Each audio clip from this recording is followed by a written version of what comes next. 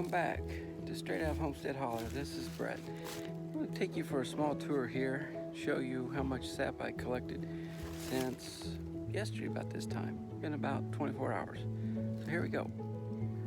Tools of the trade, watering can and a funnel. And we'll start walking towards our first tap.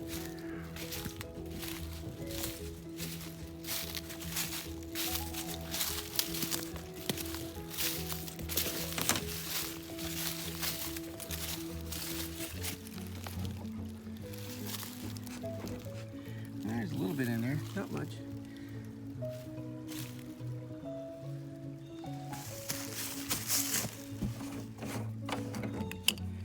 Going to undo my jug here, put my funnel in, put this in my pocket, and then undo that. Not much in it, but a little bit.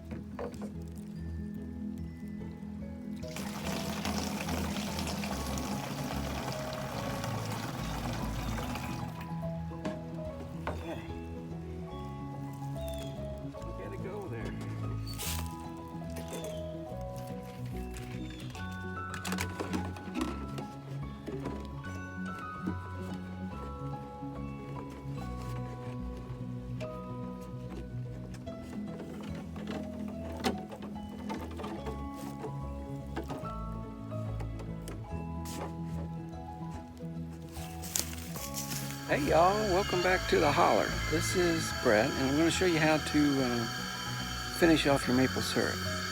So let's get to it. Okay, I have to do a voiceover here because the sound of the burner is just super annoying and loud, and it's hard to hear. So I'm going to do a voiceover. I don't normally do this, but here we go. Start off by carrying my sap from the woods into my water can. I bring it up to my stainless steel milk jug here. Now this is an old family heirloom. We've had it for since as long as I've been around. And back in our cabin, we used to set this on the side of the sink. And anytime we wanted water, we'd just go over and turn that knob, and it'd be like having city water, but you still had to fill that tank. Anyway, I bring it in and pour the sap into that tank. That tank's about a 10-gallon tank, and I still had some left in that jug. I've altogether had about 13 gallons of sap on this go around here. I turn the knob on to a very slow drip, and underneath the drip I put a coffee filter in a strainer and put it inside a pot and let it drip into it, and it will slowly fill that pot with filtered sap. And the stuff is so precious, you try not to waste a drop of it. But as it fills up, I then will take it and dump it in the bigger pot, and it will kill the boil as soon as you pour it in there, but it doesn't take long for it to come back to a nice healthy boil.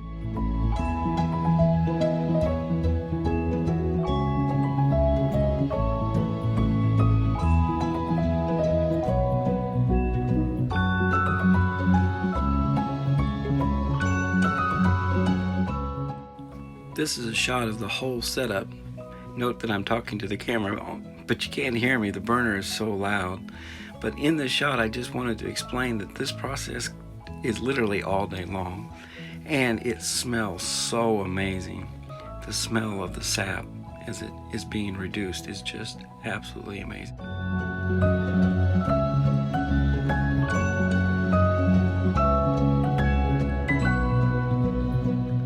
Here we are with the pot of sap from outside. I've filtered it and brought it in and put it on the stove, and after I filtered it, it cooled off. It's probably somewhere like, I think it says here, right at 100 degrees.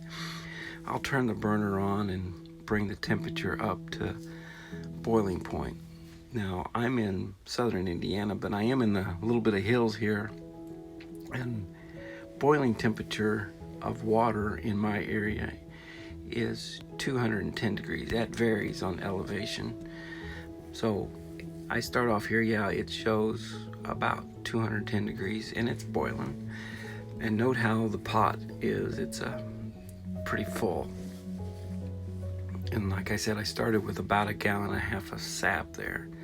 And as the day goes on, this is about a 3-hour process. But it slowly boils down, and as you see, the pot's getting lower and the temperature is slowly rising. Each little clip here is of the temperature slowly coming up from 210. I'm looking for 217. That's the number that I look for. Some people have different numbers and where they like their sap to be, but I look for 217. And when I finally get to 217, then I turn the burner off and filter it one last time.